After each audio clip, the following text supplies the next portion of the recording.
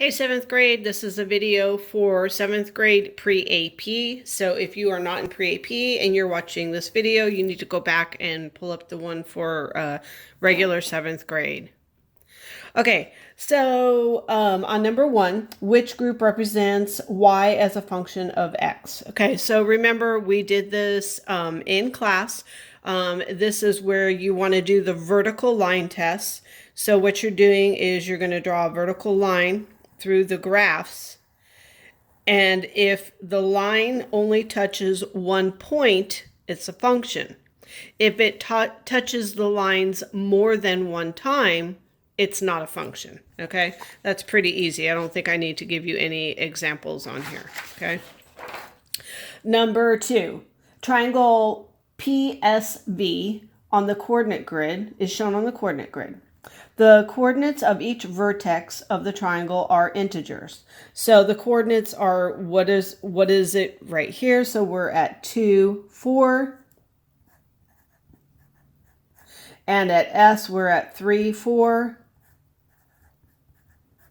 And at V, we are at 3, 0.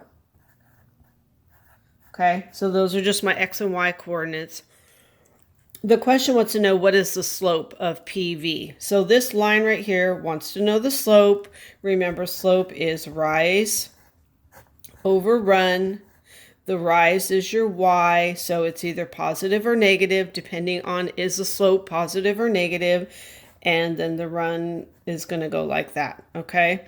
So real quickly, recall. Slope dude.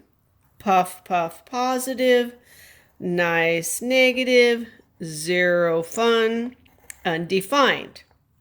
When you look at the slope right here, which let me do that in a different color, what the first thing you need to know is that slope going to be positive or negative? Remember, slope dude, okay, right here. And therefore, when you get your slope, your rise over your run, your y over your x, think about, is your answer going to be a negative or positive? Okay? Pretty simple. Number 3, a coach is ordering shirts for a team. The coach pays a one-time fee of $24. And the coach also pays $8 for each shirt offered.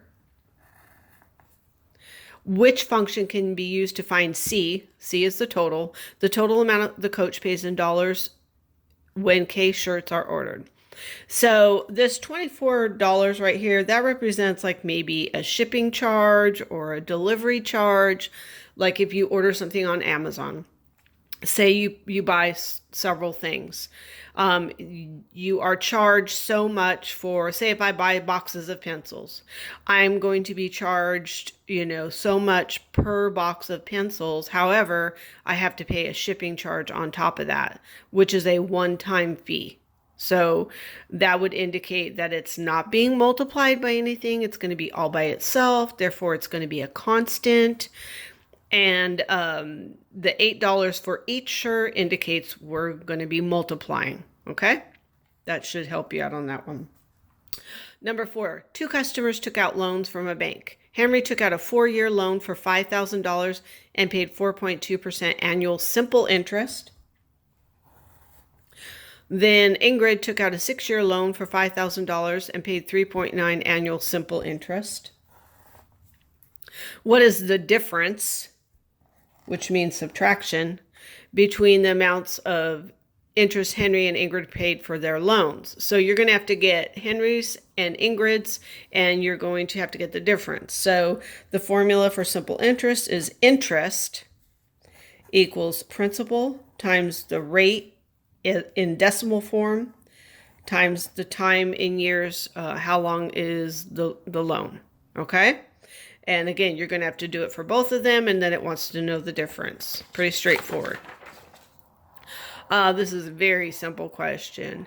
The table shows the completion times of 4 runners in a race. Okay, Joe, Ellen, Steve, and Patty, and it gives you their times A couple of them are in fraction form or mixed numbers, and the others are in decimal. Which list shows the runners in order by the completion times from fastest to slowest? So fastest to slowest. So you think about if somebody is running and they're running faster, their time is going to be less than somebody who's running slower. Okay, so here's another like play on words as far as like, is it least to greatest, greatest to least? Usually they don't give you those easy words. They put it ascending, descending, and here we have fastest to slowest. So again, you got to think of it as in terms of racing. If you're faster, what does your time look like? If you're slower, and put it in those terms. And then take these and I would put them all in one form. Probably decimal form is the easiest, unless you can just eyeball it and do it that way. Okay, guys, this is the last week for this grading period. So you will need to make sure that you turn in everything you owe me. If you owe me anything, get it done by Friday.